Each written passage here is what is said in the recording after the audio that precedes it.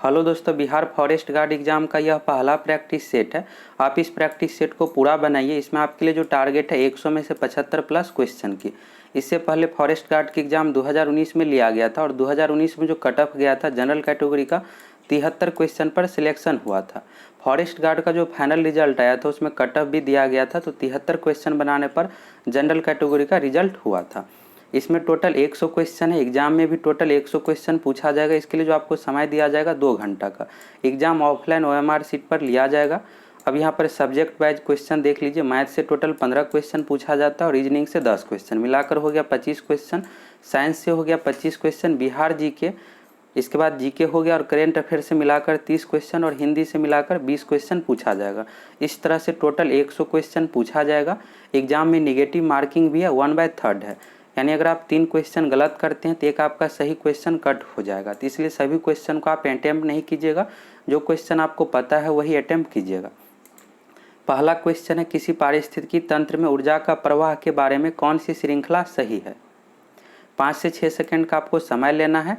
Math reasoning का भी आगे क्वेश्चन है, तो मैथ रीजनिंग में आपको 1 मिनट का अधिकतम समय लेना है।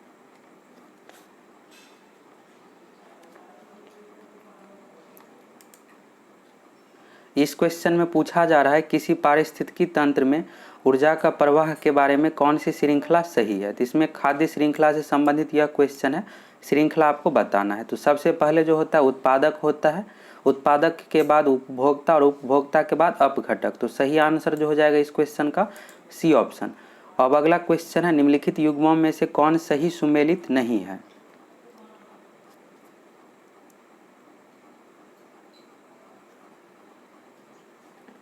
यह क्वेश्चन राष्ट्रीय उद्यान से संबंधित है। फर्स्ट ऑप्शन में दिया हुआ है बांदीपुर राष्ट्रीय उद्यान, कर्नाटक, यह सही है। मानस वन्यजीव अभ्यारण्य असम, यह भी सही है।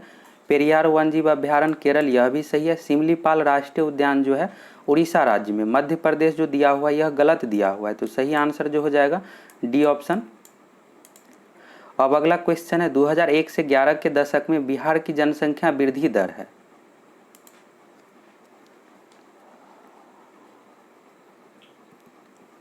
अच्छा सा क्वेश्चन है। यह क्वेश्चन एग्जाम में पूछा जा सकता है और यहाँ पर जो भी पॉइंट बताएंगे आपको याद रखना है। बिहार की जो टोटल जनसंख्या 10,40,99,452 है, तो आपको जो याद रखना है 10,41,00,000 याद रखिएगा। देश की कुल जनसंख्या यानी भारत की कुल जनसंख्या का जो प्रतिशत है, बिहार की जनसंख्या 8.6% है, यह भी याद रख लीजिएगा। देश की कुल जनसंख्या का 8.6% है बिहार की जनसंख्या। जनसंख्या में सबसे अधिक जो है उत्तर प्रदेश है। उत्तर प्रदेश का पहला स्थान है, दूसरे स्थान पर महाराष्ट्र और बिहार तीसरे स्थान पर है जनसंख्या में, और चौथे स्थान पर है पश्चिम बंगाल। इस क्वेश्चन में पूछा जा रहा है 2001 से 11 के दशक में यानी 2011 की जो जनगणना हुई थी उसके अकॉर्डिंग बिहार की जनसंख्या वृद्धि दर कितनी है। सही आंसर हो जाएगा 25.40%। और यह भी याद रख लीजिएगा देश की कुल जनसंख्या का 8.6% है और वृद्धि दर हो गया 25.40%। और जनसंख्या में बिहार तीसरे नंबर पर है। अगला क्वेश्चन है, निम्नलिखित में से कौन सा सुमेलित नहीं है।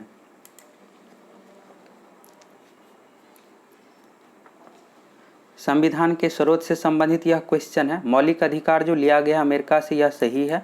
राज्य के नीति निर्देशक तत्व आयरलैंड से लिया गया, यह भी सही है। मौलिक कर्तव्य ब्रिटेन जो दिया गया है यह गलत दिया गया है। मौलिक कर्तव्य जो लिया गया रूस के संविधान से, सही आंसर हो जाएगा मौलिक कर्तव्य ब्रिटेन, यह गलत दिया हुआ है। संविधान संशोधन दक्षिण अफ्रीका से लिया गया है, यह भी सही है। अब अगला क्वेश्चन है, जैन धर्म के प्रवर्तक महावीर स्वामी का जन्म कहाँ हुआ था।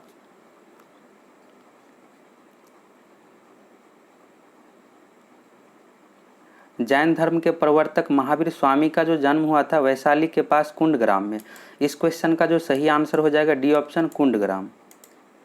अगला क्वेश्चन है, विश्व के सबसे बड़े खारे रेगिस्तानों में से एक कच्छ का रण भारत के किस राज्य में स्थित है।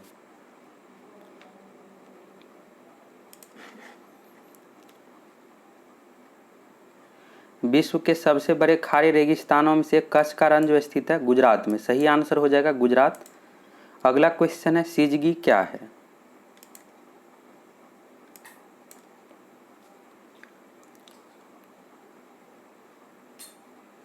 सिजगी जो है एक इंग्लिश शब्द है। सिजगी का जो हिंदी नाम होता है युति ब्यूति।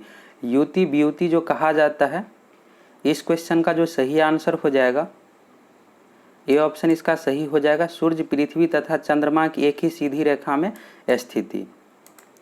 अगला क्वेश्चन है, दफला तथा सिंहपो जनजाति निम्न में से किस प्रदेश में पाई जाती है?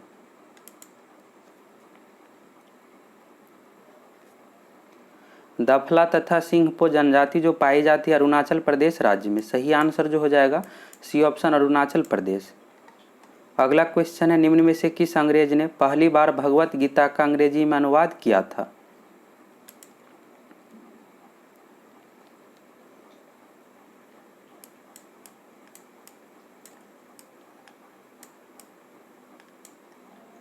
भगवत गीता का अंग्रेजी में अनुवाद जो किया था 1785 में पहली बार चार्ल्स विल्किंस ने। सही आंसर हो जाएगा बी ऑप्शन, चार्ल्स विल्किंस। अगला क्वेश्चन है, राज्यसभा का सभापति राज्यसभा का सभापति या अध्यक्ष जो होता है भारत का उपराष्ट्रपति, और उपराष्ट्रपति के निर्वाचन में जो भाग लेते हैं लोकसभा एवं राज्यसभा के सदस्य। इस क्वेश्चन का जो सही आंसर हो जाएगा बी ऑप्शन, लोकसभा एवं राज्यसभा के सदस्यों द्वारा संयुक्त रूप से चुना जाता है। अगला क्वेश्चन है, संविधान के किस अनुच्छेद के अंतर्गत प्रत्येक राज्य अपनी मातृभाषा का प्रसार एवं अनुदेश प्राथमिक शिक्षा में लागू कर सकता है?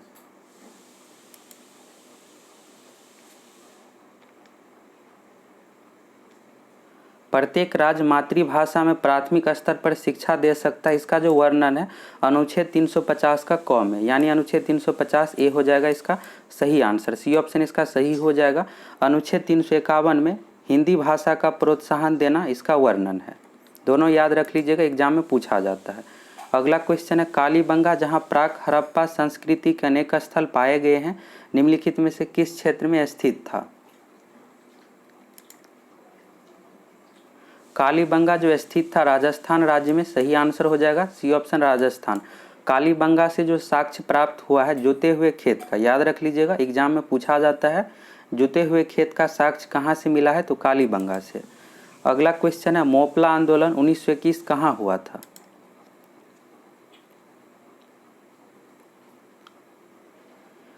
मोपला आंदोलन केरल राज्य के मालाबार क्षेत्र में 1921 में हुआ था। इस क्वेश्चन का जो सही आंसर हो जाएगा मालाबार, राज्य का नाम भी याद रख लीजिएगा केरल।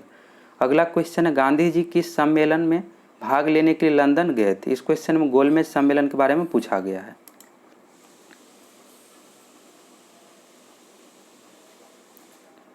प्रथम गोलमेज सम्मेलन हुआ था 1930 में, द्वितीय गोलमेज सम्मेलन 1931 में और तृतीय गोलमेज सम्मेलन 1932 में हुआ था। याद रख लीजिएगा। इस क्वेश्चन में पूछा जा रहा है गांधी जी किस गोलमेज सम्मेलन में भाग लेने के लिए लंदन गए थे, तो द्वितीय गोलमेज सम्मेलन 1931 में गांधी जी भाग लिए थे। सही आंसर जो हो जाएगा इस क्वेश्चन का सी ऑप्शन। और एक पॉइंट याद रखना है, प्रथम, द्वितीय एवं तृतीय तीनों गोलमेज सम्मेलन में जो भाग लिए थे डॉक्टर भीमराव अम्बेडकर एवं तेज बहादुर सप्रू, दोनों का नाम याद रख लीजिएगा, एग्जाम में पूछा जाता है। अगला क्वेश्चन है, किस अधिनियम के तहत लॉर्ड कॉर्नवालिस को अपनी काउंसिल के फैसले को रद्द करने का अधिकार मिला था?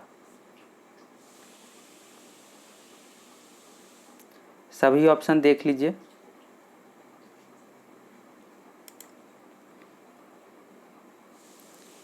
इस क्वेश्चन का जो सही आंसर हो जाएगा बी ऑप्शन, 1786 का एक्ट। अगला क्वेश्चन है, भारत में मुगल शासकों का निम्नलिखित में से कौन सा अवरोही क्रम सही है?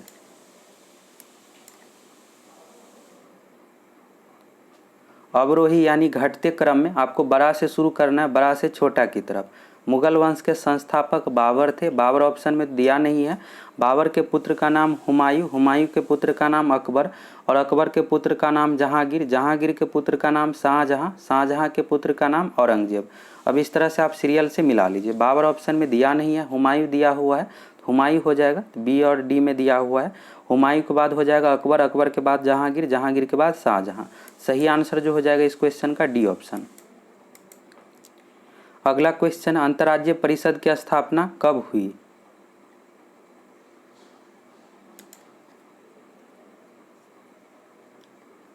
अंतर्राज्यीय परिषद की स्थापना जो हुई थी 28 में 1990 को। बी ऑप्शन सही हो जाएगा इसका। अगला क्वेश्चन है, पंचायती राज का प्रधान लक्ष्य है?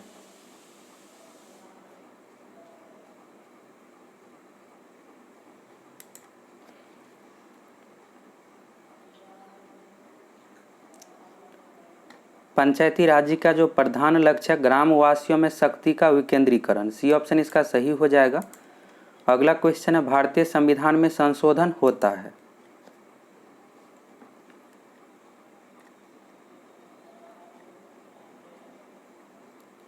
भारतीय संविधान में जो संशोधन किया जा सकता है इसका जो वर्णन है अनुच्छेद 368 में। इस क्वेश्चन का सही आंसर हो जाएगा अनुच्छेद 368, और यह जो है संविधान के भाग 20 के अंतर्गत, याद रख लीजिएगा, भाग का नाम भी एग्जाम में पूछा जाता है। अगला क्वेश्चन है चाबहार बंदरगाह कहाँ स्थित है।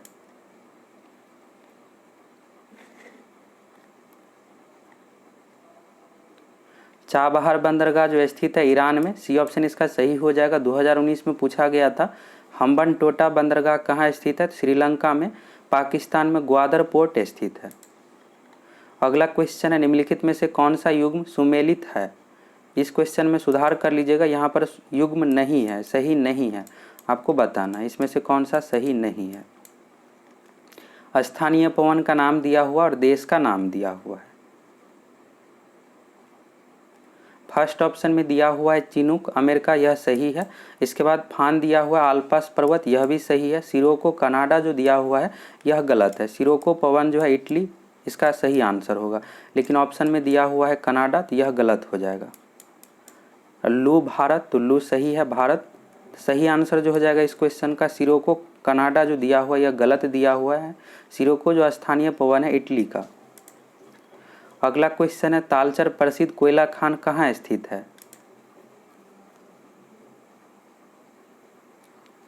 तालचर प्रसिद्ध कोयला खान जो स्थित है उड़ीसा राज्य में, सही आंसर हो जाएगा डी ऑप्शन उड़ीसा। अगला क्वेश्चन है बिहार एवं उत्तर प्रदेश राज्यों की सम्मिलित परियोजना है।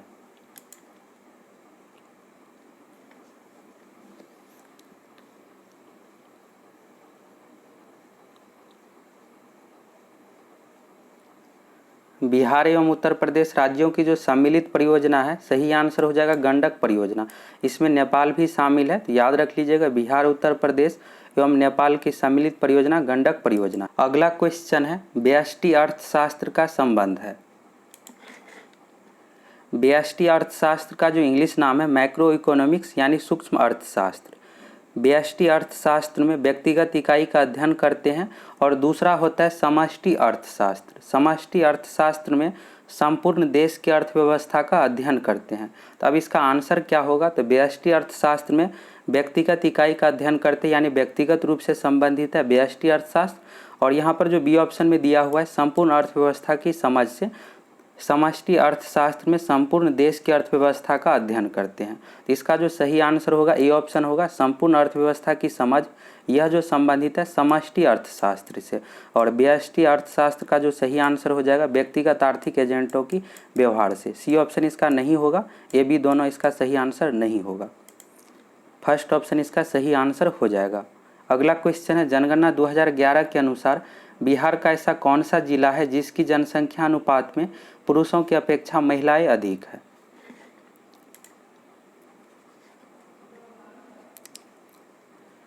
– 2011 की जनगणना के अनुसार बिहार का ऐसा कौन सा जिला है जिसकी जनसंख्या अनुपात में पुरुषों की अपेक्षा महिलाएं अधिक है, यानी लिंगानुपात सबसे अधिक इसमें आपको बताना है।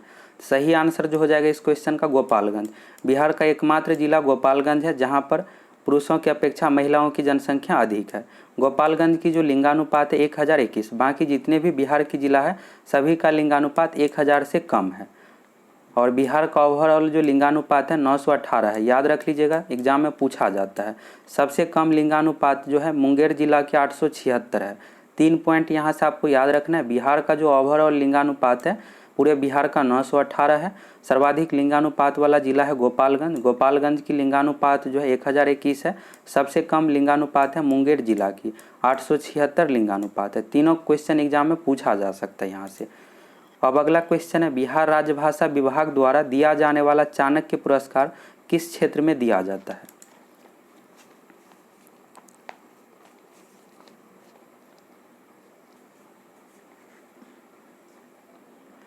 बिहार राजभाषा विभाग द्वारा दिया जाने वाला चाणक्य पुरस्कार जो दिया जाता है, सबसे पहले चाणक्य के बारे में जान लीजिए। चंद्रगुप्त मौर्य के गुरु एवं महामंत्री थे चाणक्य। अर्थशास्त्र पुस्तक के लेखक भी चाणक्य थे। अब इसमें जो पूछा जा रहा है किससे संबंधित है, तो चाणक्य का प्रसिद्ध पुस्तक जो था अर्थशास्त्र जो संबंधित है राजनीति शास्त्र से। तो यह जो पुरस्कार भी दिया जाता है चाणक्य पुरस्कार राजनीति शास्त्र में, सही आंसर हो जाएगा इस क्वेश्चन का डी ऑप्शन राजनीति शास्त्र। अब अगला क्वेश्चन है वाल्मीकि राष्ट्रीय उद्यान बिहार के किस जिला में है।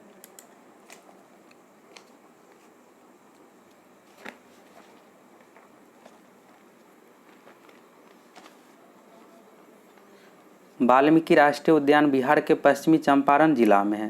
बी ऑप्शन इसका सही हो जाएगा। अभी फॉरेस्ट गार्ड में अगर आप लोगों का सिलेक्शन होता है तो सबसे अधिक स्टूडेंट का सिलेक्शन यहीं पर वाल्मीकि राष्ट्रीय उद्यान में होता है। सही आंसर हो जाएगा इस क्वेश्चन का पश्चिमी चंपारण।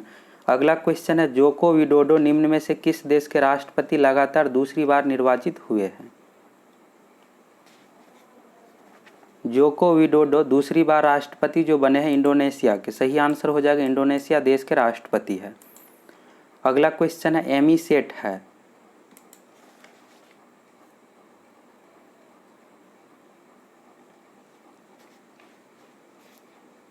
एमीसेट जो है विद्युत चुंबकीय स्पेक्ट्रम को मापने वाला उपग्रह। इस क्वेश्चन का सही आंसर हो जाएगा बी ऑप्शन। अगला क्वेश्चन है बॉर्न अगेन दी माउंटेन किसकी आत्मकथा है। बॉर्न अगेन दी माउंटेन यह जो आत्मकथा है इस क्वेश्चन का सही आंसर हो जाएगा डी ऑप्शन अरुणिमा सिन्हा। अरुणिमा सिन्हा के बारे में भी जान लीजिए, यहाँ से भी क्वेश्चन एग्जाम में पूछा जा सकता है। एवरेस्ट की शिखर पर चढ़ने वाली पहली भारतीय दिव्यांग है अरुणिमा सिन्हा। अगला क्वेश्चन है किसी देश का आर्थिक विकास निर्भर किस पर करता है।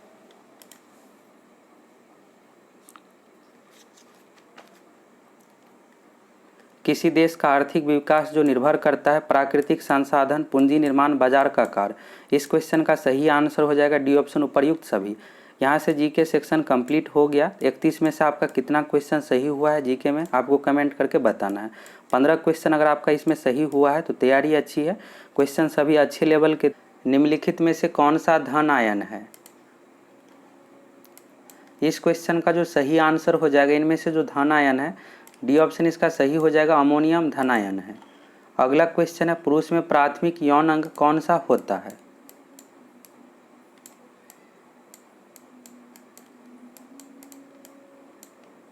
पुरुष में प्राथमिक यौन अंग का नाम जो है सही आंसर हो जाएगा इस क्वेश्चन का विरीसन। विरीसन का इंग्लिश नाम है टेस्टिस, यह भी याद रख लीजिएगा। अगला क्वेश्चन है गति का पहला समीकरण किसके बीच संबंध दर्शाता है। गति का पहला समीकरण जो संबंध दर्शाता है वेग एवं समय के बीच। सही आंसर हो जाएगा इस क्वेश्चन का बी ऑप्शन वेग और समय। अगला क्वेश्चन है ध्वनि की पिच निर्भर करता है। ध्वनि की पिच जो निर्भर करता है आवृत्ति फ्रीक्वेंसी पर। ए ऑप्शन इसका सही हो जाएगा। अगला क्वेश्चन है चंद्रमा की सतह पर एक लड़के का भार 300 न्यूटन है, पृथ्वी की सतह पर उसी लड़के का भार होगा।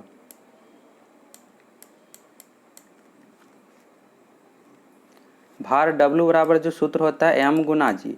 m जो दर्शा रहा है द्रव्यमान को और g जो दर्शा रहा है गुरुत्वीय त्वरण को। द्रव्यमान का मान हमेशा समान ही होता है और g का मान जगह के अनुसार चेंज होता है। पृथ्वी पर g का मान जो है चंद्रमा पर के g का मान का 6 गुना होता है। तो अगर चंद्रमा पर g का मान x है तो पृथ्वी पर हो जाएगा 6x। यही यहाँ पर आपको समझना है।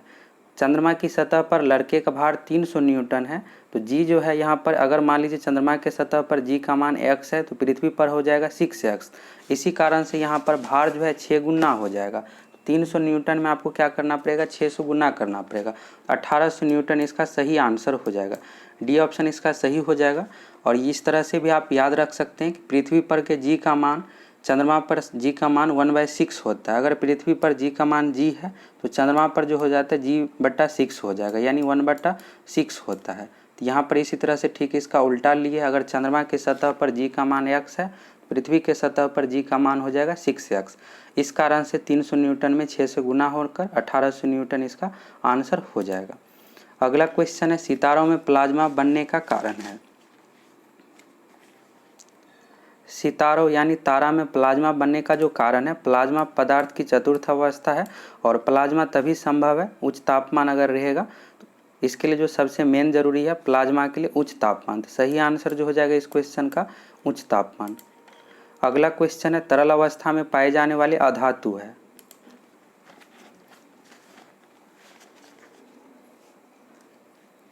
तरल अवस्था में पाए जाने वाले अधातु जो है ब्रोमीन है। इस क्वेश्चन का सही आंसर हो जाएगा ब्रोमीन। धातु में पारा है, यह भी याद रख लीजिएगा। अगला क्वेश्चन है शराब का निर्माण किस क्रिया के परिणाम स्वरूप होता है।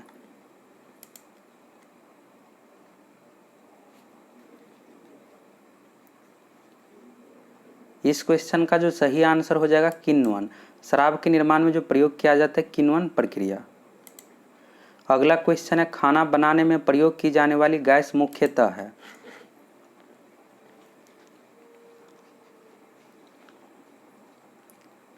खाना बनाने में जो गैस का प्रयोग कर सकते हैं मीथेन का। मीथेन एक बायोगैस है, सही आंसर हो जाएगा मीथेन। अगला क्वेश्चन है बीज विकसित होता है।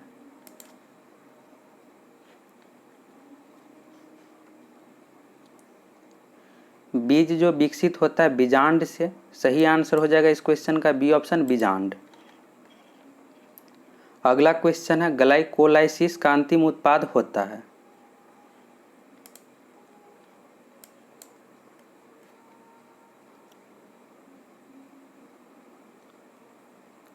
ग्लाइकोलाइसिस का अंतिम उत्पाद जो होता है पायरुविक अम्ल। बी ऑप्शन इसका सही हो जाएगा। अगला क्वेश्चन है निम्नलिखित में से कौन सा कथन सही है। किडनी से संबंधित यह क्वेश्चन है।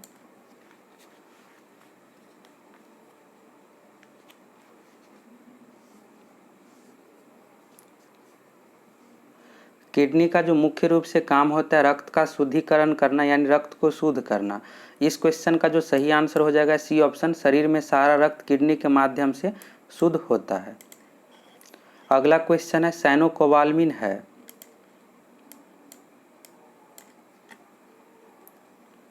विटामिन सी का जो नाम है एस्कॉर्बिक एसिड। विटामिन B2 दिया हुआ है तो विटामिन B2 का जो नाम है राइबोफ्लेविन और विटामिन B6 का नाम है पैरोडॉक्सिन, सभी याद रख लीजिएगा। और विटामिन B12 का नाम है साइनोकोबाल्मिन। इस क्वेश्चन का जो सही आंसर हो जाएगा विटामिन B12।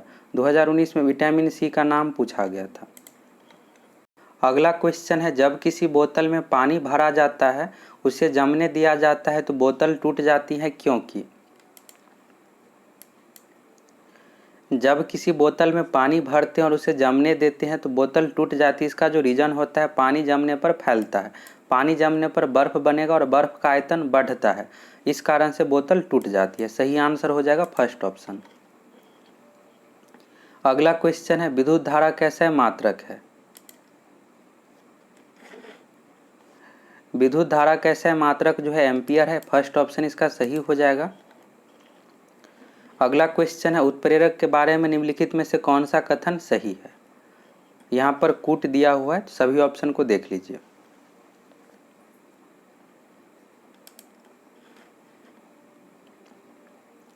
इसमें से जो कथन सही है फर्स्ट जो दिया हुआ है यह प्रतिक्रिया की दर बढ़ाता है, यह सही है।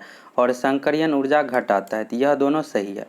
ए और सही है। तो देख लीजिए किसमें दिया हुआ है, तो सेकेंड नंबर में दिया हुआ है केवल ए एवं सी, तो यह सही हो जाएगा। अगला क्वेश्चन है सफ़ेद कशिश का सूत्र है। यहाँ पर व्हाइट विट्रियल का सूत्र आपको बताना है। सफ़ेद कशिश का जो रासायनिक सूत्र है, इस क्वेश्चन का सही आंसर हो जाएगा बी ऑप्शन ZnSO4 × 7H2O। अगला क्वेश्चन है विश्व जैव विविधता दिवस प्रत्येक वर्ष मनाते हैं।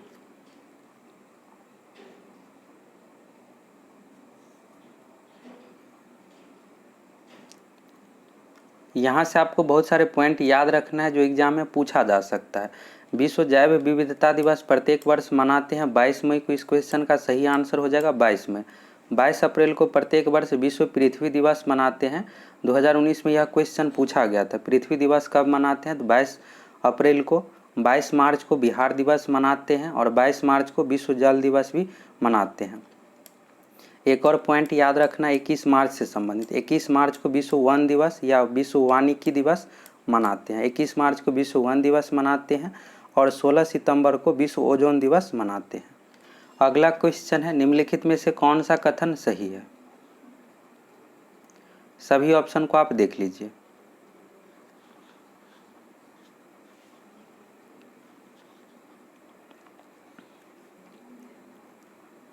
पारिस्थितिकी तंत्र से संबंधित यह क्वेश्चन है। इसका जो सही आंसर हो जाएगा फर्स्ट ऑप्शन, जैवमंडलीय पारिस्थितिकी तंत्र में ऊर्जा का प्रवाह एक दिशीय होता है। फर्स्ट ऑप्शन इसका सही हो जाएगा। अगला क्वेश्चन है, निम्नलिखित में से कौन सा गर्म खून वाला जीव है?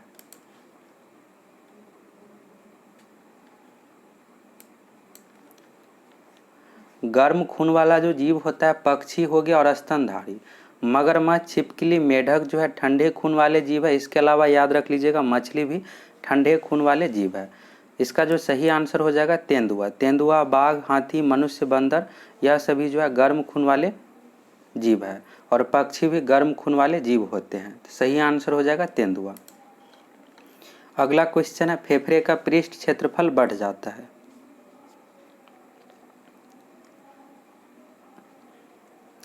इस क्वेश्चन का जो सही आंसर हो जाएगा बी ऑप्शन, वायु कोष्ठकों द्वारा। जब हम सांस लेते हैं तो वायु कोष्ठकों में हवा भर जाती है और फेफड़े का पृष्ठ क्षेत्रफल बढ़ जाता है। अगला क्वेश्चन है, जेनेटिक्स में किसका अध्ययन किया जाता है?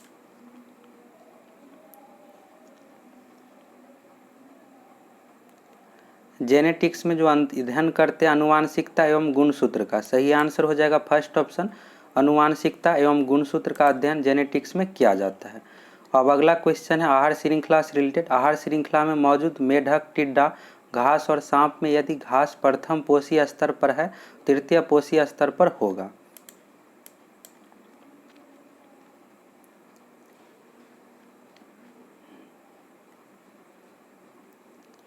आहार श्रृंखला में यहाँ पर दिया हुआ है मेढक है, टिड्डा है, घास है, सांप है। जिसमें घास प्रथम पोषी स्तर पर है, यानी सबसे शुरुआत में घास है, तृतीय पोषी स्तर पर क्या होगा? सबसे पहले घास हो गया। अब घास को कौन खाएगा? यहाँ पर टिड्डा। टिड्डा को कौन खाएगा? मेढक। मेढक को कौन खाएगा? तो सांप। तो सबसे शुरू में हो गया घास। घास के बाद दूसरे स्थान पर होगा टिड्डा, तीसरे स्थान पर होगा मेढक, चौथे स्थान पर होगा सांप। अब इसमें पूछा गया है तृतीय पोषी स्तर पर होगा। इसका जो सही आंसर होगा मेढक। अब यहाँ पर डी ऑप्शन में दिया हुआ है दोनों मेढक और सांप, तो दोनों मेढक सांप नहीं हो सकता है। मेढक को कौन खाएगा? तो सांप। सांप आ जाता है चौथे स्थान पर, इसलिए मेढक इसका सही आंसर होगा। तो इस तरह से आपको सीरियल से देखकर आंसर देना है। अगला क्वेश्चन है, भारत का राष्ट्रीय पुष्प है। इस तरह का बेसिक क्वेश्चन भी एग्जाम में पूछा गया था 2019 में और पूछा भी जाता है बिहार पुलिस कांस्टेबल दूसरे एग्जाम में भी। भारत का राष्ट्रीय पुष्प जो है कमल है। सही आंसर हो जाएगा कमल। बिहार का राजकीय पुष्प है गेंदा, यह भी याद रख लीजिएगा। और भारत का राष्ट्रीय वृक्ष है बरगद, यह 2019 में पूछा गया था। बिहार का राजकीय वृक्ष है पीपल। सभी पॉइंट याद रख लीजिएगा। अगला क्वेश्चन है, रेडियो सक्रिय कार्बन 5800 वर्षों में अपनी प्रारंभिक मात्रा का आधा हो जाता है। कितने वर्षों में प्रारंभिक मात्रा का 1/4 भाग हो जाएगा?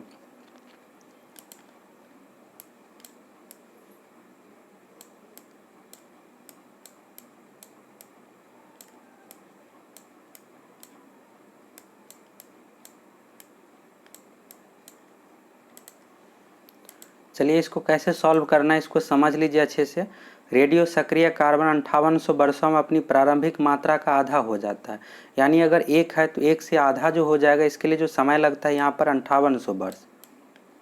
शुरू में जो है इसका प्रारंभिक मात्रा मान लेते हैं एक है, तो एक से आधा होने में यहाँ पर 5800 वर्ष लग गया। अब इसमें पूछा जा रहा है कि कितने वर्षों में प्रारंभिक मात्रा का 1/4 हो जाएगा। तो 1/2 हो गया 5800 वर्ष में। अब 1/2 का आप आधा कीजिएगा तो 1/4 होता है। इसके लिए भी यहाँ पर 5800 वर्ष का समय लगेगा। अब यहाँ पर पूछा जा रहा है कि 1/4 होने में टोटल कितना समय लगेगा, तो इसको आप अच्छे से समझ लीजिए। सबसे शुरू में एक था, एक से आधा होने में 1/2 का समय लगा, जो कि क्वेश्चन में दिया हुआ है। प्रारंभिक मात्रा का आधा हो जाता है 5800 वर्षों में। अब यहाँ पर प्रारंभिक मात्रा 1/2 है। अब इसका अगर आप आधा कीजिएगा तो 1/4 होता है। इसके लिए भी 5800 वर्ष का समय लगा। अब इसका आंसर 5800 वर्ष होगा तो नहीं होगा। रीज़न यहाँ पर है कि आपको शुरू से बताना है पूरा टाइम पीरियड। एक से आधा होने में 1/2 लगा, फिर 1/2 से 1/4 होने में 5800 वर्ष लगा। तो इस तरह से यहाँ पर जो टोटल समय हो जाता है, यहाँ से आपको पूरा काउंट करके बताना है। तो 5800 प्लस 5800, इसका जो आंसर हो जाएगा 11600। ऑप्शन में नहीं दिया हुआ है, तो इस कारण से इनमें से कोई नहीं इसका आंसर होगा। इसमें आपको यही समझना है कि एक से आधा होने में हो गया 5800 वर्ष, फिर 1/2 का आधा कीजिएगा तो 1/4 होता है। अब यहाँ पर आपको टोटल टाइम काउंट करके बताना है, तो शुरू से लेकर लास्ट तक को पूरा जोड़ दीजिए। अब इस तरह से भी पूछा जा सकता है कि 1/8 होने में कितना समय लगेगा, तो 1/4 का यहाँ पर आधा करते तो 1/8 होता, तो 5800 प्लस 5800 प्लस 5800 जोड़कर इसका आंसर आपको देना है। तो इस तरह से 1/16 तक पूछ दिया जाता है एग्जाम में। सेम इसी तरह का वैल्यू दिया हुआ रहेगा, यहाँ पर आप कोई दूसरा भी वैल्यू दे सकते हैं, 5000 10,000 इस तरह से, और पूछ देगा कि 1/16 भाग होने में कितना समय लगेगा। तो इसी तरह से आपको सीरियल से जोड़ करके आंसर देना है। अब अगला क्वेश्चन यहाँ से रीजनिंग से संबंधित है। एक समाचार पत्र में सदैव होता है।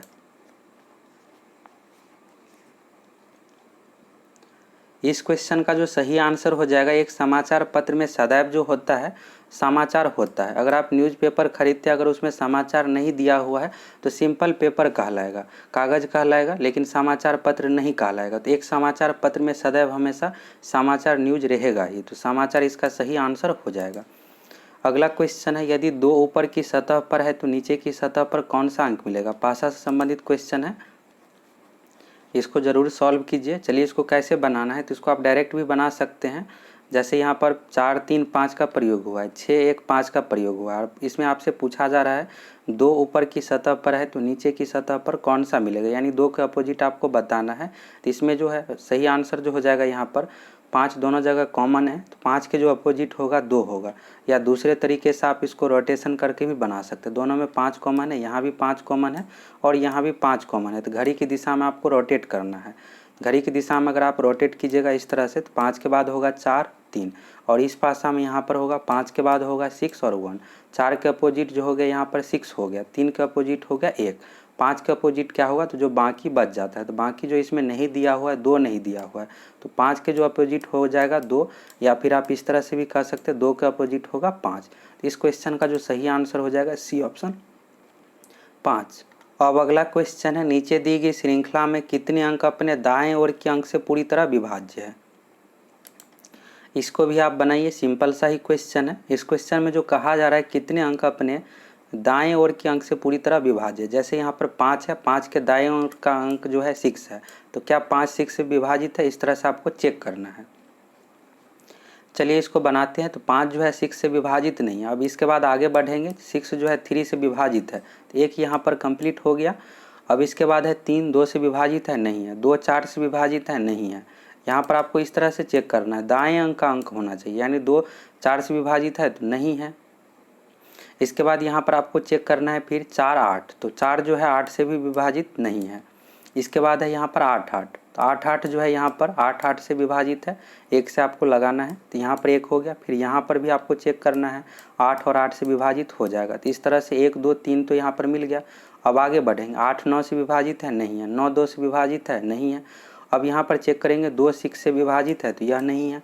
अब 6 6 यहाँ पर दिया हुआ है, तो 6 और 6 से विभाजित है, 1 से अगर आप लगाते हैं तो यहाँ पर कट जाएगा 6 और 6। तो इस तरह से यहाँ पर जो टोटल हो गया, 1 यहाँ पर हो गया, 2 यहाँ पर हो गया, 3 यहाँ पर हो गया, 4 यहाँ पर, टोटल जो यहाँ पर हो गया 4। तो पूरी तरह से जो विभाज्य है जोड़ा यहाँ पर 4 है। अब अगला क्वेश्चन है, निम्न में से कौन सा विकल्प भिन्न है।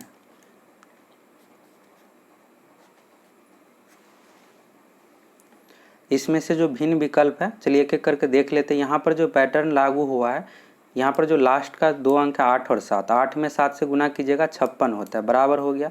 7 में 6 से गुना करने पर 42 के बराबर होता है। और यहाँ पर अगर आप सी ऑप्शन में 8 में और 9 से गुना कीजिएगा तो 72 के बराबर होता है, लेकिन इसमें 57 दिया हुआ है, तो इसलिए यह गलत है। इसके बाद है 49 और 77, तो 7 में 7 से गुना कीजिएगा तो 49 होता है, तो सी ऑप्शन जो है यह गलत दिया हुआ है। अगला क्वेश्चन है, वेन डायग्राम से संबंधित यह क्वेश्चन है, इसको देख लीजिए। इस क्वेश्चन में पूछा जा रहा है, इसमें दिया हुआ है सबसे पहले कंडीशन। इसमें त्रिभुज डॉक्टर को, त्रिभुज जो यह शेप है यह डॉक्टर को दर्शा रहा है, इस तरह से हो गया।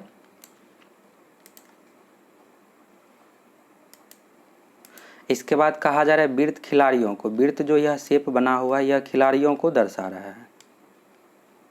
इसके बाद है आयत कलाकार को प्रदर्शित कर रहा है, तो आयत जो यहाँ पर प्रदर्शित कर रहा है कलाकार को। इस तरह से हो गया, कलाकार को प्रदर्शित कर रहा है।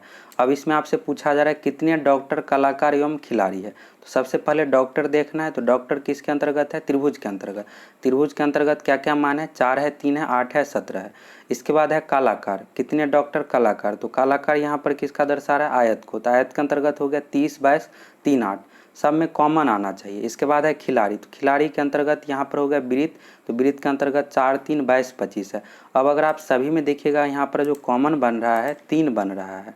इस तरह से यहाँ पर जो यह 3 है यह सभी में कॉमन आ रहा है, तो इसका जो सही आंसर हो जाएगा 3 हो जाएगा। डी ऑप्शन इसका सही हो जाएगा। अगला क्वेश्चन है, यदि ए का अर्थ जोड़ है, बी का अर्थ भाग है, सी का अर्थ गुना है, डी का अर्थ घटाना है, तो आपको बताना है। तो इस तरह का क्वेश्चन सिंपल ही होता है, एग्जाम में पूछा जाता है। जैसे यहाँ पर 162, बी 27, बी के जगह पर यहाँ पर दिया हुआ है बी का अर्थ भाग है, तो 162 भागे 7, सी का अर्थ है गुना, गुना का चिन्ह देना। इस तरह से आपको सॉल्व कर देना है। सॉल्व करने के बाद जो इसका मान आएगा, इस क्वेश्चन का सही आंसर 3 आएगा। इसको आप सॉल्व कर लीजिएगा। अब अगला क्वेश्चन, इसमें आपको दर्पण प्रतिबिंब बताना है। यहाँ पर एक आकृति दिया हुआ ए बी पर दर्पण रखा गया है और इसका दर्पण प्रतिबिंब बताना है, कौन सा ऑप्शन सही होगा। पहले खुद से जरूर ट्राई कर लीजिए, वीडियो को रोक दीजिए आप, 1 मिनट का आपको समय लेना है।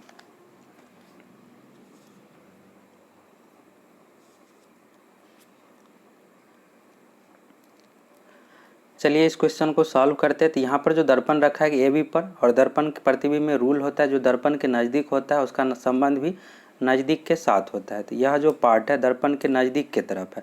अब ऑप्शन में देख लीजिए, इस ऑप्शन में, सी ऑप्शन में दिया ही नहीं गया है, डी ऑप्शन में भी नहीं दिया गया। डी ऑप्शन में क्या किया गया, ऊपर वाले जो पार्ट है यह पार्ट को यहाँ पर दर्शाया गया इस साइड से। सी और डी नहीं होगा। और बी और ए दोनों में इस तरह से दर्शाया गया है, लेकिन होगा कौन सा आंसर। तो इसके लिए चलिए यहाँ से क्लियर हो जाएगा ए और बी में से कौन सा पार्ट होगा। तो यहाँ पर इस तरह से यह एरो है। अब देख लीजिए ए ऑप्शन में क्या किया गया है, इस साइड यानी दूसरे साइड दे दिया गया है, इस कारण से ए ऑप्शन भी नहीं होगा। सही आंसर जो होगा इस क्वेश्चन का बी ऑप्शन होगा, यह बिल्कुल सही दर्पण प्रतिबिंब है। अगला क्वेश्चन है, यदि किसी महीने की 3री तारीख को शुक्रवार था तो 21वीं तारीख के बाद चौथे दिन कौन सा होगा। चलिए इसको भी सॉल्व करते हैं। किसी महीने की 3री तारीख को शुक्रवार है, यानी 3 तारीख को यहाँ पर शुक्रवार है, शुक्र यहाँ से हो गया। इसके बाद कहा जा रहा है 21वीं तारीख के बाद चौथे दिन। तो 21वीं तारीख के बाद यानी 21 तारीख को आपको छोड़ देना है, चौथे दिन 22 हो गया, 23 हो गया, 24 हो गया, 25। तो 21वीं तारीख के बाद चौथे दिन जो हो जाएगा 25 तारीख हो जाएगा। अब 25 तारीख को कौन सा दिन है यह आपको बताना है। 3 तारीख को शुक्रवार होता है तो 7 दिन बाद फिर वही दिन रिपीट होता है। तो अगर 3 तारीख को शुक्रवार है, 10 तारीख को यानी 3 तारीख में 7 जोड़ दीजिए, 10 तारीख को शुक्रवार होगा, फिर 10 में 7 जोड़िएगा, 17 तारीख को शुक्रवार होगा, 17 में 7 जोड़िएगा तो 24 तारीख को शुक्रवार होगा। 24 तारीख को जब शुक्रवार हो गया तो 25 तारीख को कौन सा दिन होगा, तो शनिवार होगा। तो यही इसका आंसर हो गया। तो इस तरह से आप सिंपल सा निकाल सकते हैं।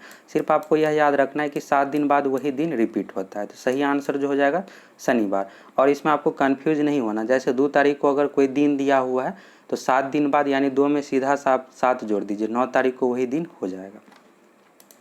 अगला क्वेश्चन है, घर से मैं उत्तर की ओर 5 किलोमीटर पैदल चलता हूँ, फिर मैं 180 डिग्री दाहिने घूम जाता हूँ, 8 किलोमीटर चलता हूँ, मैं घर से कितनी दूरी पर हूँ।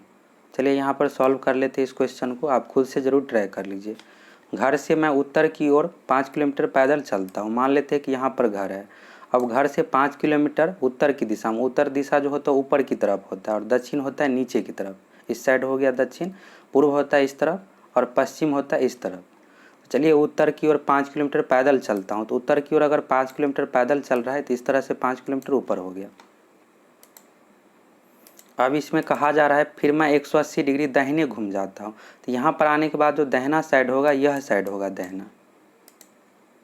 अब इसमें कहा जा रहा है 180 डिग्री दाहिने घूम जाता हो, तो अगर आप यहाँ से 180 डिग्री दाहिने घूमिएगा तो अगर आप इस साइड है यानी उत्तर की ओर है तो दक्षिण की तरफ हो जाएगा। 180 डिग्री जो होता है, जैसे मान लीजिए कोई एक रेखा है यहाँ पर,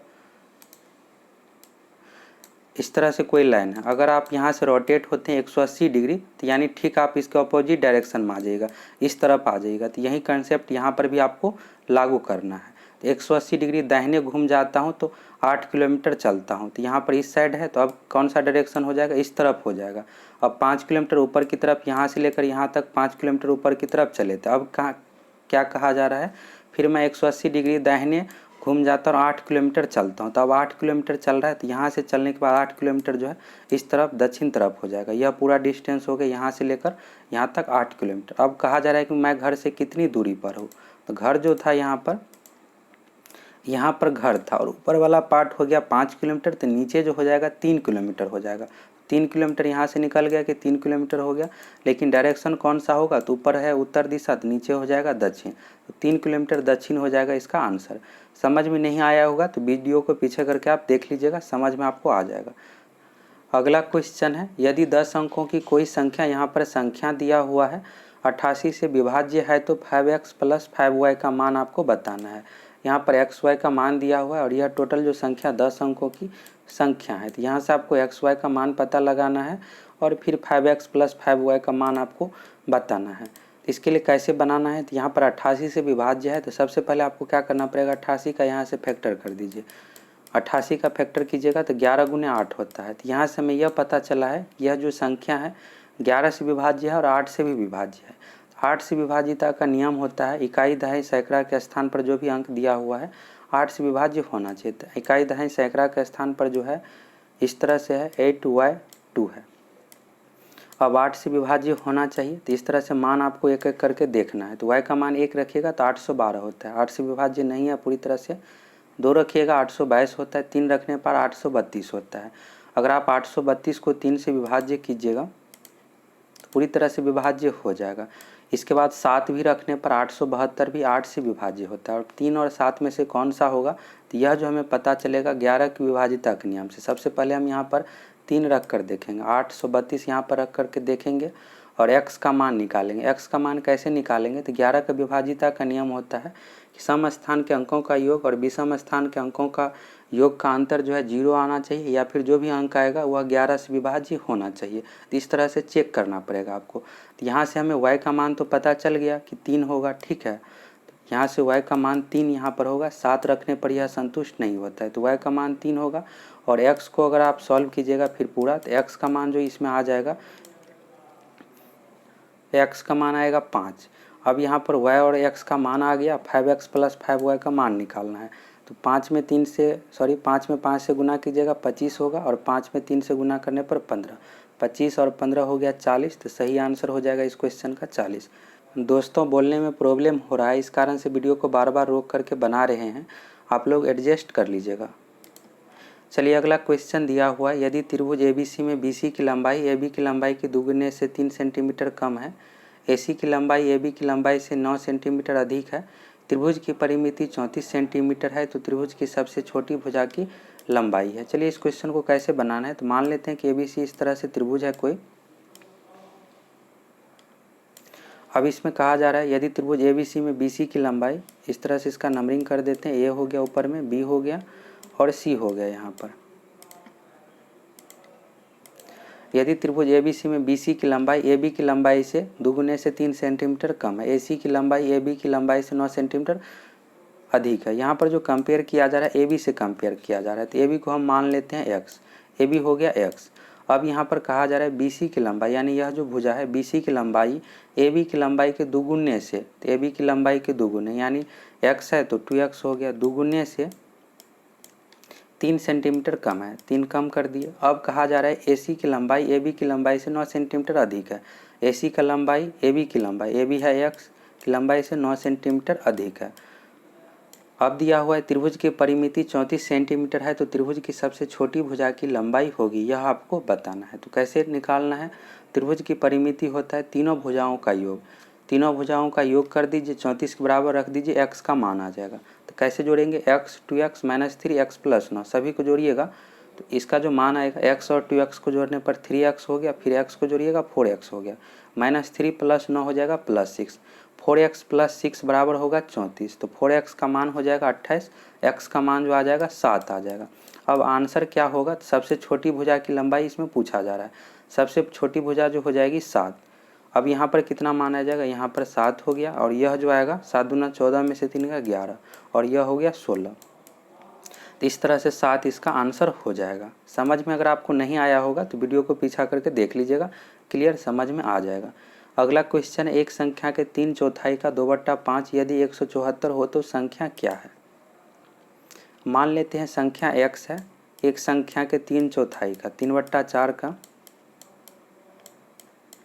2/5, इसमें दिया हुआ एक संख्या के 3/4 है तो 3/4 कर दिए, का लिखा हुआ है तो का मीन्स होता है गुना का 2/5 यदि 174 है, यानी बराबर है, बराबर यहाँ पर कर दिए 174। अब इसको सॉल्व कर दीजिए, x का जो मान आएगा यही आंसर हो जाएगा।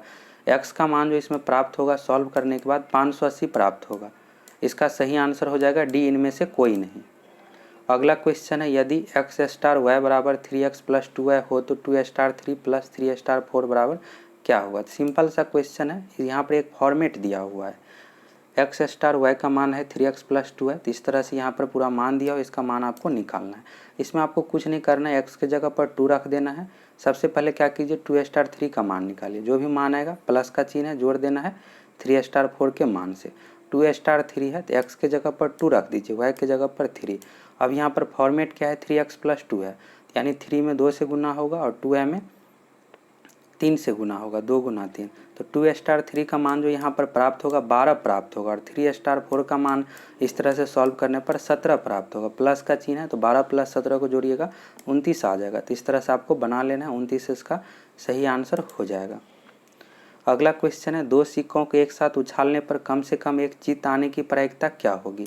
इसमें आपको चित्त आने की प्रायिकता आपको बताना है, हेड आने की प्रायिकता इसमें आपको बताना है। चलिए इस क्वेश्चन को सॉल्व करते हैं। अगर आप 2 सिक्कों को उछालते हैं तो इस तरह से यहाँ पर कॉम्बिनेशन होगा। एक बार हो सकता है कि दोनों हेड आए, यह एक चांस हो गया। दूसरी बार क्या होगा कि मान लीजिए दोनों में टेल आए, यह हो गया। अब तीसरी बार क्या हो सकता है, एक में हेड आएगा दूसरा में टेल आएगा। अब तीसरा में क्या कंडीशन हो सकता है, एक बार टेल आएगा, एक सिक्का में टेल आएगा और दूसरा में हेड आएगा। इसके अलावा यहाँ पर कोई भी संभावना नहीं हो सकता है। टोटल जो यहाँ पर होगा कुल परिणाम 4 होगा। अब इसमें पूछा जा रहा है चित्त यानी हेड आने की प्रायिकता क्या होगी। तो देख लीजिए इसमें हेड कौन कौन में है, कम से कम एक चित्त आने की प्रायिकता। इसमें दोनों चित्त है तो यह एक हो गया, टेल तो टेल वाला को छोड़ देना है। अब इसमें हेड टेल है तो एक हेड यहाँ भी है, टेल हेड है तो इसमें भी एक हेड है, तो यानी कम से कम यहाँ पर 3 हेड है। 3 हेड हो गया, यह हो गया संभव परिणाम। कुल परिणाम कितना है तो 4 है, तो 3/4 इसका आंसर हो जाएगा। डी ऑप्शन इसका हो जाएगा 3/4। प्रायिकता को जरूर पढ़ लीजिएगा, सांख्यिकी प्रायिकता से संबंधित क्वेश्चन एग्जाम में पूछा ही जाएगा, पिछली बार भी पूछा गया था। अगला क्वेश्चन है, यदि 9 का पावर x + 2 बराबर 240 + 9 का पावर x, तब आपको x का मान बताना है। तो इस तरह का जो क्वेश्चन एग्जाम में पूछा जाता है तो आपको क्या करना है, ऑप्शन से ही बनाना है, बेस्ट रहेगा। अगर आप तरीका से बनाना चाहते हो तो कैसे करना है, यहाँ पर फैक्टर करना है। 9 का पावर x + 2 है, इसको आप इस तरह से लिख सकते हैं, गुना में क्या होता है घात जुड़ जाता है, इस तरह से फैक्टर करके लिख सकते हैं। 9 का पावर x गुना 9 का पावर 2 लिख सकते हैं। फिर यहाँ पर जो है 9 का पावर x है तो इसको क्या करना है, आपको लेफ्ट साइड लाना है, कॉमन लेना है आपको। फिर क्या करना है, 9 का पावर जो 2 यहाँ पर मान है इसको क्या करना है 240 के पास आपको सेंड करना है, ठीक है। इस तरह से आप सॉल्व कर लीजिएगा, x का मान आ जाएगा। चलिए इसको ऑप्शन से ही बनाते हैं। इसका जो सही आंसर है सी ऑप्शन 1/2 है। अगर आप 1/2 यहाँ पर रखते हैं तो 9 का पावर 1/2 का मीन्स यहाँ पर हुआ 3। एक 1/2 पावर का मीन्स होता है रूट होता है, तो √9 का मान हो गया 3। तो यहाँ पर जो हो गया 240 + 9 का पावर x, अगर 1/2 रखते हैं घात में तो 3 आ गया, तो 240 + 3 कितना होता है 243 होता है। अब हम लेफ्ट साइड को भी प्रूफ करके देखेंगे क्या लेफ्ट साइड में हो रहा है 243 मान। यहाँ तो 243 मान आ गया राइट साइड में। अब इसके लिए क्या करेंगे, यहाँ पर 9 का पावर x + 2 है तो 9 का पावर 1/2 + 2, तो यह जो हो जाएगा 5/2 के बराबर। तो 9 का पावर हो गया यहाँ पर 5/2। अब है 9 का पावर 5, तो इसको क्या कीजिए 9 बार 5 को लिख दीजिए गुना में, ठीक है। और बट्टा में 2 है तो इसका मीन्स हो गया यहाँ पर रूट हो गया। तो रूट में आपको क्या करना है, इस तरह से लिखना है 9 गुना 5 बार लिखना है आपको। तो यहाँ पर टोटल 5 हो गया 5 बार। और क्या होता है अगर रूट के अंदर है तो 2 आपको एक पेयर करना है यहाँ पर, तो 2 9 यहाँ पर हो रहा है, ये हो गया दोनों और यहाँ भी दोनों हो गया। तो क्या होगा कि एक 9 यहाँ पर बाहर आ जाएगा, यहाँ भी एक 9 बाहर आ जाएगा, लेकिन एक यह जो 9 है खाली बच जाता है। तो इसको क्या करना है आपको, 9 का मान यहाँ पर रूट करने पर आ जाएगा 3 आ जाएगा, तो गुना 3 होगा, तो 9 में 81 तिया 243 होता है, तो 243 हो गया। लेफ्ट साइड के बराबर राइट साइड का भी मान आ गया, तो सही आंसर इसका हो गया 1/2। इस तरह से आप ऑप्शन से ही बना लीजिएगा, बेस्ट रहेगा। अगला क्वेश्चन है, एक दुकानदार को 144 कुर्सियों को बेचने पर 6 कुर्सियों के विक्रय मूल्य के बराबर हानि होती है, उनकी हानि प्रतिशत है। चलिए इस क्वेश्चन को भी सॉल्व करते हैं। इस क्वेश्चन में कहा जा रहा है 144 कुर्सियों को बेचने पर 6 कुर्सियों को विक्रय मूल्य के बराबर हानि होती है, यानी विक्रय मूल्य के बराबर। तो मान लेते हैं कि एक वस्तु का विक्रय मूल्य 1 रुपया है, तो यहाँ पर टोटल कितना वस्तु बेच रहा है, तो 144 वस्तु, तो यहाँ पर विक्रय मूल्य एसपी बराबर जो टोटल हो गया 144। इसमें मान लिए हैं कि एक वस्तु का विक्रय मूल्य 1 रुपया है, तो 144 वस्तु का विक्रय मूल्य हो गया 144 रुपया। अब यहाँ पर कहा जा रहा है 6 कुर्सियों के विक्रय मूल्य के बराबर हानि होते हैं, तो 6 कुर्सी का विक्रय मूल्य कितना हो गया, 6 रुपया यहाँ पर हो गया, तो हानि का मान कितना हो गया, 6 हो गया यहाँ पर। अब यहाँ से क्रय मूल्य आप निकाल सकते हैं। क्रय मूल्य बराबर क्या सूत्र होता है, विक्रय मूल्य प्लस हानि। विक्रय मूल्य है 144, हानि है 6, तो जोड़कर हो जाएगा 150। क्रय मूल्य का मान हो गया 150। अब इस क्वेश्चन में जो पूछा जा रहा है आपसे, हानि प्रतिशत क्या होगा। हानि प्रतिशत बराबर जो सूत्र होता है, हानि गुना 100 बट्टा में क्रय मूल्य। हानि का मान है 6 गुना 100 बट्टा क्रय मूल्य हो गया 150। अब इसको सॉल्व कर दीजिएगा तो 4% आ जाएगा, तो यही आंसर हो गया बी ऑप्शन 4%। इसमें हमें कुछ नहीं करना है, यहाँ पर क्रय मूल्य निकालना है। क्रय मूल्य निकाल लीजिएगा, फिर आप आसानी से बना लीजिएगा। इसके लिए आपको क्या करना पड़ेगा, विक्रय मूल्य के बराबर हानि होती है तो मान लेना है विक्रय मूल्य, आप x मानकर भी मान सकते हैं। अगर x मानिएगा विक्रय मूल्य तो 144 वस्तु का विक्रय मूल्य हो जाएगा 144x, हानि हो जाएगा 6x और CP हो जाएगा 150x। इस तरह से भी आप बना सकते हैं। अगला क्वेश्चन है, रिंकू और अलका की वर्तमान आयु का अनुपात 3:2 है। 20 वर्ष पहले निम्नलिखित में से कौन सा आयु का अनुपात नहीं हो सकता है। चलिए इसको बेसिक से ही बनाते हैं। रिंकू और अलका की वर्तमान आयु का अनुपात 3:2 में है, तो 3x 2x हो गया। इसके उम्र का रेशियो इस तरह से लिख रहे हैं यहाँ पर। अब कहा जा रहा है इसमें 20 वर्ष पहले का, तो 20 वर्ष पहले के लिए क्या करना पड़ेगा, दोनों के आयु में से यहाँ पर 20 वर्ष आपको घटा देना है। अब आगे क्या करना है, यहाँ पर ऑप्शन में जो दिया हुआ है 17:10, तो बराबर में आपको क्या करना है, एक बार 17/10 रखना है, फिर 8/5, 7/5, 9/5, इस तरह से बेसिक करके आपको बनाना है। तो इसका जो सही आंसर होगा सी ऑप्शन 7:5 अगर आप रखते हैं 7/5, इस पर आप अगर इस तरह से सॉल्व कीजिएगा तो x का मान जो है निगेटिव में आ जाएगा और उम्र जो होता है ऋणात्मक में नहीं होता है। तो यह जो ऑप्शन है सी ऑप्शन 7:5 यह अनुपात नहीं हो सकता है, नहीं पूछा जा रहा है, तो सी ऑप्शन इसका सही हो जाएगा।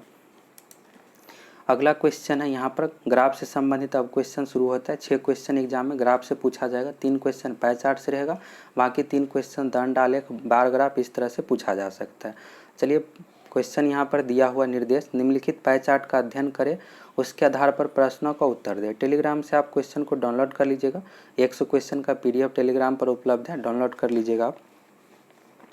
यहाँ पर जो टोटल अंक दिया हुआ है, कुल अंक है 540। इसमें कुछ नहीं करना है, जिस तरह से वृत्त में यहाँ पर जो टोटल कोण होता है 360 डिग्री का, और यहाँ पर विषयवार दिया हुआ है किस विषय का, यहाँ पर गणित का 90 डिग्री का कोण दिया हुआ है। तो इसमें आपको कुछ नहीं करना है, सिंपल सा ये समझना है कि 360 डिग्री का मान जो है 540 है, कुल अंक है यहाँ पर 540, तो 360 डिग्री का मान हो गया 540।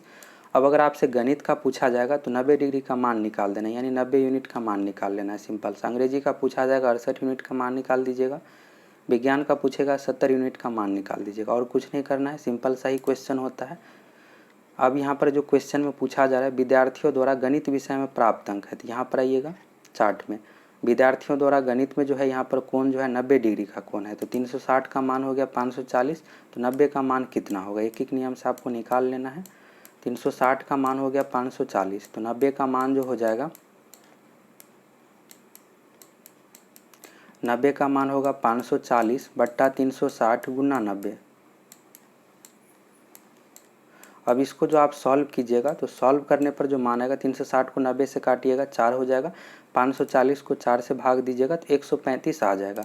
फर्स्ट ऑप्शन इसका सही हो जाएगा 135। चलिए अगला क्वेश्चन है, विद्यार्थियों द्वारा 108 अंक प्राप्त किए गए हैं। 108 अंक किस विषय में प्राप्त किया गया, विषय का नाम यहाँ पर दिया हुआ है। तो इसमें आपको क्या करना पड़ेगा, सभी विषय का निकालना पड़ेगा। जैसे गणित का निकाले हैं 90 डिग्री का 135 आया है अंक, अंग्रेजी का, सामाजिक विज्ञान, विज्ञान, हिंदी, सभी का निकाल के देखिएगा। इसमें जो आंसर आएगा, सामाजिक विज्ञान 72 डिग्री दिया हुआ है, इसका जो मान आएगा यहाँ पर 108 अंक आएगा। चलिए अब ऑप्शन में देख लेते हैं, सामाजिक विज्ञान दिया हुआ है तो सामाजिक विज्ञान नहीं है, विज्ञान दिया हुआ है। इस क्वेश्चन का जो सही आंसर होगा इनमें से कोई नहीं, सामाजिक विज्ञान में 108 अंक प्राप्त होगा।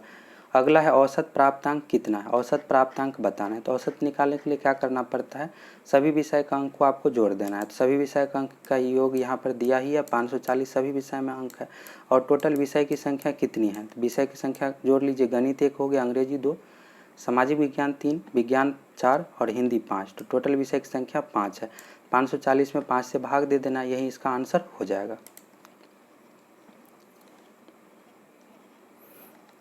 अगर आप 540 में 5 से भाग दीजिएगा तो 108 आ जाएगा। तो औसत प्राप्तांक जो हो जाएगा 108।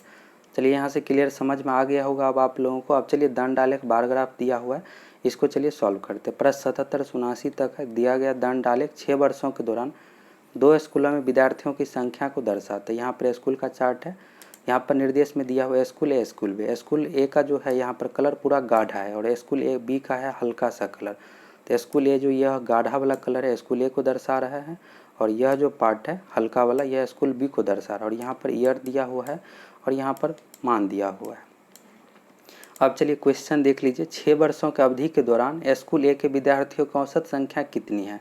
6 वर्षों की अवधि, यहाँ पर टोटल 6 वर्ष है, 2008 से 2013 तक।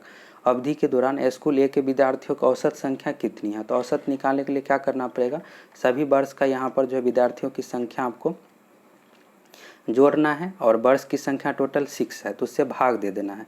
तो स्कूल ए का पूछा गया है, तो स्कूल ए में 2008 में 640 है, 2009 में 800 है, इसके बाद 2010 में 500 है और 2011 में 700 है, 2012 में 900 है, 2013 में 750 है। सभी को अगर आप जोड़िएगा तो जोड़ने पर जो इसका मान आता है 4290 आएगा स्कूल ए का टोटल मान। और औसत निकालना है, तो औसत निकालने के लिए टोटल जो है वर्ष से भाग देना पड़ेगा, 6 से भाग दीजिएगा। 42 से 90 में अगर आप 6 से भाग देते हैं तो 715 आएगा। इस क्वेश्चन का जो सही आंसर हो जाएगा डी ऑप्शन 715। इस तरह से आपको बना लेना है।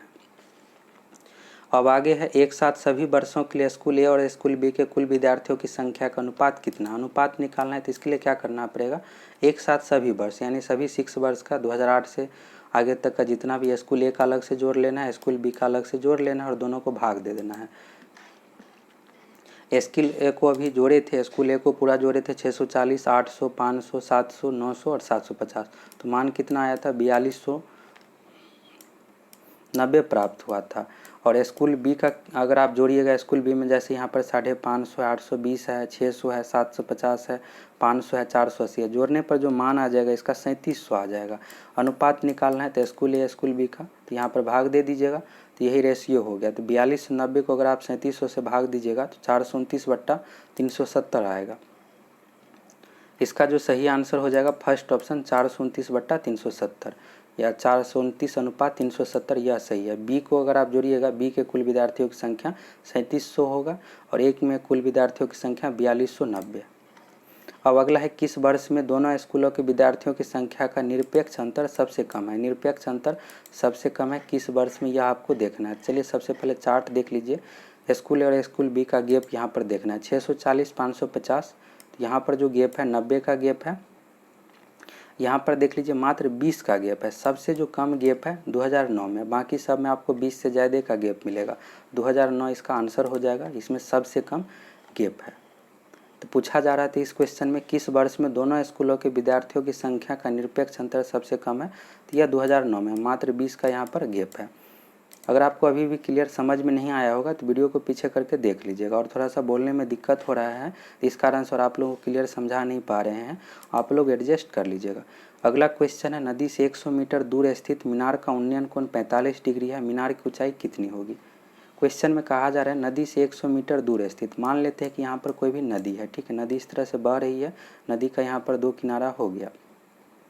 100 मीटर दूर स्थित, इस मान लेते हैं इस किनारा से 100 मीटर दूर स्थित कोई मीनार है, तो 100 मीटर दूर स्थित मीनार हो गया। यहाँ पर मीनार का उन्नयन कोण 45 डिग्री है, तो मीनार इस तरह से खड़ा है यहाँ पर धरातल पर, और मीनार का उन्नयन कोण, तो उन्नयन कोण नीचे में बनता है, यह याद रखना आपको। अवनमन कोण ऊपर में बनता है, तो यहाँ पर 45 डिग्री का इस तरह से बन रहा है। अब आपसे कहा जा रहा है कि मीनार की ऊंचाई कितनी होगी, यह हाइट आपको बताना है। तो इस तरह से इसका फिगर बन गया। अब चलिए फ्रेश फिगर बना लेते हैं इसका। नदी से 100 मीटर दूर, तो यहाँ पर नदी है, नदी से 100 मीटर दूर स्थित मीनार का उन्नयन कोण 45 डिग्री है, तो मीनार इस तरह से हो गया मीनार का हाइट, और यह उन्नयन कोण 45 डिग्री है, तो यह जो कोण हो गया 45 डिग्री। एक चीज़ और यहाँ पर आपको ध्यान रखना है, नदी से मीनार क्या दूरी जो है 100 मीटर दूरी है, तो यह जो लेंथ हो गया 100 मीटर हो गया। अब इस क्वेश्चन में आपसे पूछा जा रहा है मीनार की ऊंचाई यानी एच, यह मान आपको निकालना है। तो इसमें आप देखिएगा यह जो है आधार है, त्रिभुज का आधार है, और यह ऊंचाई है। आधार और ऊंचाई किस में होता है, तो टेन थीटा में होता है। टेन थीटा का जो सूत्र होता है लंब बट्टा आधार, यह सूत्र आपको लगाना है। सूत्र कौन सा लगाना है, तो इससे पता चलेगा। जैसे यहाँ पर देखिए आधार का मान दिया हुआ और लंब निकालना है। अगर यहाँ पर लंब दिया हुआ है और कर्ण निकालना रहता तो साइन थीटा लगाते। साइन थीटा बराबर जो सूत्र होता है लंब बट्टा कर्ण, तो यहाँ से हमें पता लगाना है। तो टेन थीटा का जो सूत्र हो गया लंब बट्टा आधार, लंब का मान कितना है h है, और आधार का मान है 100। टेन 45 डिग्री का मान होता है 1। टेन थीटा बराबर हो गया लंब बट्टा आधार h बट्टा 100 हो गया, ठीक है। अब टेन थीटा की जगह 45 डिग्री होगा, तो 45 डिग्री का मान होता है 1 बराबर जो हो गया h बट्टा 100, तो h का मान कितना हो गया 100 मीटर, यही इसका आंसर हो गया। ऊंचाई कितना हो जाएगा 100 मीटर, बी ऑप्शन इसका सही हो जाएगा। अब यहाँ से हिंदी से संबंधित क्वेश्चन है। हिंदी से टोटल एग्जाम में 20 क्वेश्चन पूछा जाएगा। क्वेश्चन है भीष्म प्रतिज्ञा का अर्थ है। एग्जाम में भी इसी तरह का क्वेश्चन पूछा जाएगा। जब आप क्वेश्चन पढ़िएगा तो आपको लगेगा कि हम बना लेंगे, लेकिन जब आप ऑप्शन पूरा देखिएगा तो फिर आपको क्लियर पता नहीं चलेगा कि कौन सा आंसर देना है।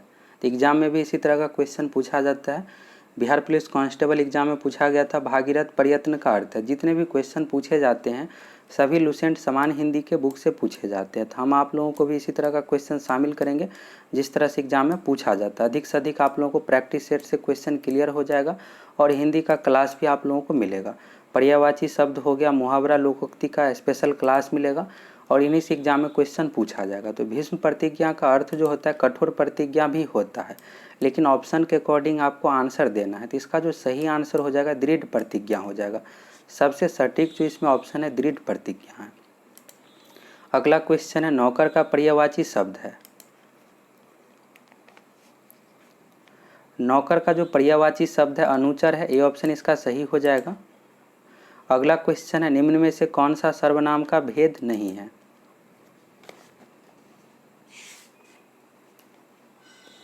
सर्वनाम के जो टोटल 6 भेद होते हैं, जिसमें से है पुरुषवाचक सर्वनाम, निश्चयवाचक सर्वनाम, अनिश्चयवाचक सर्वनाम, संबंधवाचक सर्वनाम, प्रश्नवाचक सर्वनाम, निजवाचक सर्वनाम, लेकिन इसमें से लिंगवाचक नहीं है। तो डी ऑप्शन इसका सही हो जाएगा।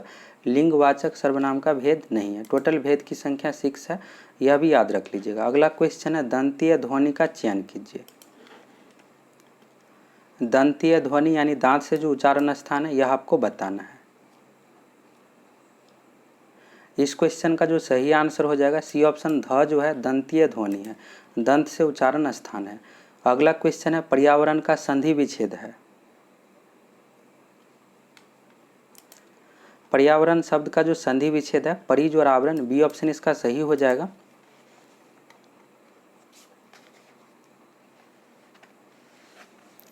अब अगला क्वेश्चन है रुग्णता का सही विलोम है। रुग्णता का जो अर्थ होता है बीमार होता है, तो इसका जो विलोम हो जाएगा स्वास्थ्य हो जाएगा। डी ऑप्शन इसका सही हो जाएगा। अगला क्वेश्चन आंधी का आम का अर्थ है।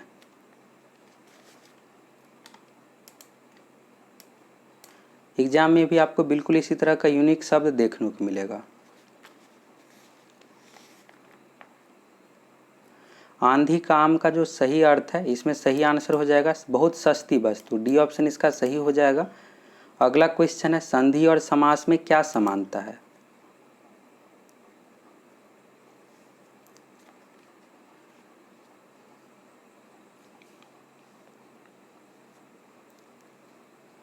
संधि और समास में जो समानता है दोनों में शब्द संक्षिप्त हो जाते हैं। सी ऑप्शन इसका सही हो जाएगा।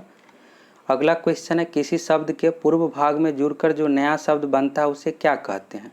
ऑप्शन देख लीजिए सभी।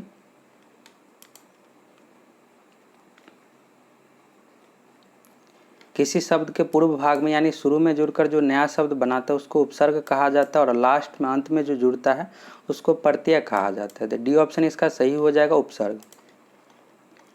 अगला क्वेश्चन है मूर्धनी शब्द का विपरीतार्थक है। मूर्धनी का जो प्रयोग करते हैं मुर्दा यानी मृत के लिए प्रयोग करते हैं और विपरीतार्थक पूछा जा रहा है तो इसका सही आंसर जो हो जाएगा फर्स्ट ऑप्शन जीवंतता यानी जीवन जिसमें हो। अगला क्वेश्चन है शुद्ध वर्तनी का चयन कीजिए। कवि का जो स्त्रीलिंग होता है कवित्री होता है और यहाँ पर शुद्ध वर्तनी पूछा गया है तो एग्जाम में दो क्वेश्चन यहाँ से पूछ दिया जाता है। एक तो आपसे पूछा जाएगा कवि का स्त्रीलिंग क्या है और दूसरा शुद्ध अशुद्ध से संबंधित भी पूछ दिया जाता है। तो सी ऑप्शन सही है, कवित्री इस तरह से होता है। सही से स्पेलिंग देख लीजिए, एग्जाम के लिए इम्पोर्टेंट है। अगला क्वेश्चन है निम्न में से कौन सा समूहवाचक संज्ञा नहीं है।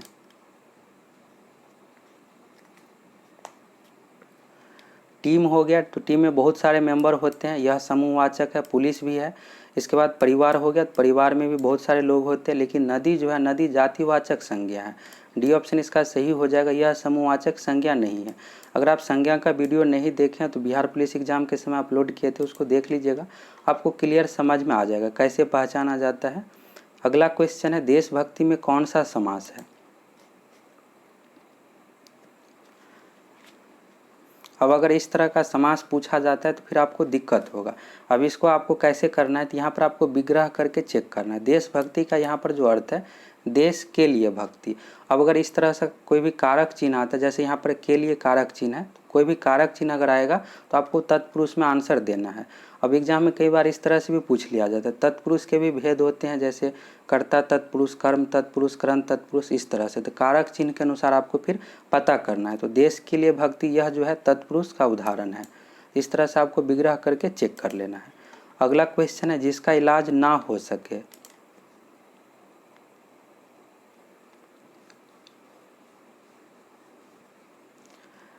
जिसका इलाज ना हो सके उसे जो कहा जाता है असाध्य रोग, यानी जिसका इलाज ना हो सके। सही आंसर हो जाएगा फर्स्ट ऑप्शन। अगला क्वेश्चन है निम्न में से कौन सा बेमेल है।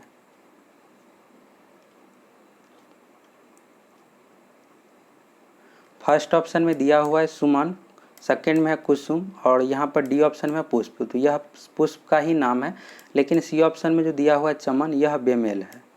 तो सी ऑप्शन इसका सही हो जाएगा, चमन।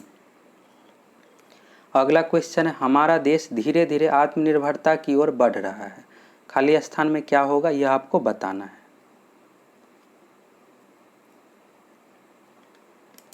हमारा देश धीरे धीरे आत्मनिर्भरता के लक्ष्य की ओर बढ़ रहा है। सही जो हो जाएगा लक्ष्य हो जाएगा। इस तरह का अगर खाली स्थान पूछा जाता है तो सभी को आपको क्या करना, ऑप्शन में एक एक करके रख करके देखना और देखना है कि कौन सा सटीक वाक्य बन रहा है। अगर आप उद्देश्य इसमें अगर आप खाली स्थान में रखते हैं तो सटीक वाक्य नहीं लगता है। लक्ष्य रखने पर बिल्कुल सटीक लग रहा है, हमारा देश धीरे धीरे आत्मनिर्भरता की ओर बढ़ रहा है, लक्ष्य की ओर बढ़ रहा है। अगला क्वेश्चन है निम्न वाक्यों में से संयुक्त वाक्य कौन सा है। तो वाक्य का भेद भी आपको पढ़ना है। अगर आप अच्छे से पढ़े हैं तो फिर इस क्वेश्चन को आप बना सकते हैं। इस क्वेश्चन का जो सही आंसर हो जाएगा संयुक्त वाक्य का जो उदाहरण है उसने खाना खाया और सो गया। बी ऑप्शन इसका सही हो जाएगा। अगला क्वेश्चन है निम्न वाक्यों में से शुद्ध वाक्य का चयन कीजिए। इसमें से आपको बताना है कौन सा शुद्ध वाक्य है। सिंपल सा क्वेश्चन है, जरूर बनाइए।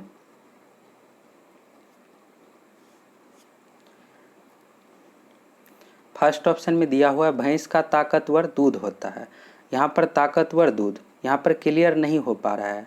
सही आंसर जो हो जाएगा इस क्वेश्चन का बी ऑप्शन, भैंस का दूध ताकतवर होता है। ताकतवर क्या होता है तो दूध होता है, और किसका दूध है तो भैंस का दूध है। यह सार्थक वाक्य है। जैसे सी ऑप्शन में भैंस का होता है ताकतवर दूध, उल्टा दे दिया गया ताकतवर भैंस का दूध होता है, यह भी उल्टा दे दिया गया। इसमें बिल्कुल सार्थक है। ताकतवर होता है तो क्या होता है दूध होता है, और दूध किसका है तो भैंस का है। पूरे सार्थक वाक्य दिया हुआ एक क्रम से दिया हुआ है। बी ऑप्शन इसका सही हो जाएगा। अगला क्वेश्चन है, चौपाई के प्रत्येक चरण में कितनी मात्राएं होती है? इसको आप याद रख लीजिएगा। चौपाई के प्रत्येक चरण में 16 मात्राएं होती है। फर्स्ट ऑप्शन इसका सही हो जाएगा 16। अगला क्वेश्चन है, भाषा की लघुत्तम इकाई कौन सी है? इस क्वेश्चन को आप अच्छे से समझ लीजिए, यहाँ से एग्जाम में क्वेश्चन पूछा जा सकता है। भाषा की जो सार्थक इकाई है वाक्य है। वाक्य से छोटी इकाई होता है उपवाक्य। उपवाक्य से छोटी इकाई है पदबंध। पदबंध से छोटी इकाई है पद यानी शब्द। और शब्द से जो छोटी इकाई है अक्षर। और अक्षर से भी छोटी इकाई होता है ध्वनि या वर्ण। ध्वनि जो होता है उच्चारित रूप होता है और वर्ण जो है लिखित रूप है। जैसे यहाँ पर हम क लिख रहे हैं तो क जो है वर्ण है, यह हो गया लिखित रूप। और यहाँ पर अभी क बोल रहे हैं तो क यहाँ पर बोले हैं और आप सुने जो है यह हो गया ध्वनि यानी उच्चारित रूप हो गया। तो वर्ण और ध्वनि आपको क्लियर समझ में आ गया होगा। भाषा की जो सबसे लघुत्तम इकाई है ध्वनि या वर्ण, दोनों में से कोई एक ही ऑप्शन में दिया हुआ रहेगा, या तो ध्वनि दिया हुआ रहेगा या वर्ण ही दिया रहेगा। इस क्वेश्चन का जो सही आंसर हो जाएगा डी, इनमें से कोई नहीं। वीडियो आप लोगों को कैसा लगा कमेंट करके ज़रूर बताइएगा। अगर आप लोगों को वीडियो अच्छा लगा हो तो प्लीज़ चैनल को ज़रूर सब्सक्राइब कर लीजिएगा। और आप लोग आप कमेंट करके बताइए आप 100 में से कितना क्वेश्चन सही बना पाए। आपके लिए जो टारगेट था इसमें 75 प्लस क्वेश्चन की, अभी अगर आप 50 प्लस भी क्वेश्चन बनाए हैं तो आपकी तैयारी बहुत अच्छी है। एग्जाम में अभी 2-3 महीने का समय है, आप तैयारी करके बिल्कुल बेहतर कर सकते हैं। अगर आपका स्कोर 75 प्लस है तो एग्जाम में आपका निश्चित रूप से रिजल्ट हो जाएगा। और एग्जाम में इसी तरह का क्वेश्चन पूछा जाएगा, इससे ज़्यादा टफ नहीं पूछा जाएगा। क्वेश्चन का लेवल टफ था, इसमें अगर आपका स्कोर कम है तो आपको घबराने की ज़रूरत नहीं। एग्जाम में इससे कम ही लेवल का क्वेश्चन पूछा जाएगा। इसके लिए आप 2019 का प्रीवियस ईयर का क्वेश्चन देख लीजिए, चैनल पर वीडियो उपलब्ध है, फिर आपको पूरा पता चल जाएगा कि एग्जाम में किस तरह का क्वेश्चन पूछा जाता है। और बिहार पुलिस एवं बिहार फॉरेस्ट गार्ड की तैयारी के लिए चैनल को सब्सक्राइब करके जुड़ जाइए।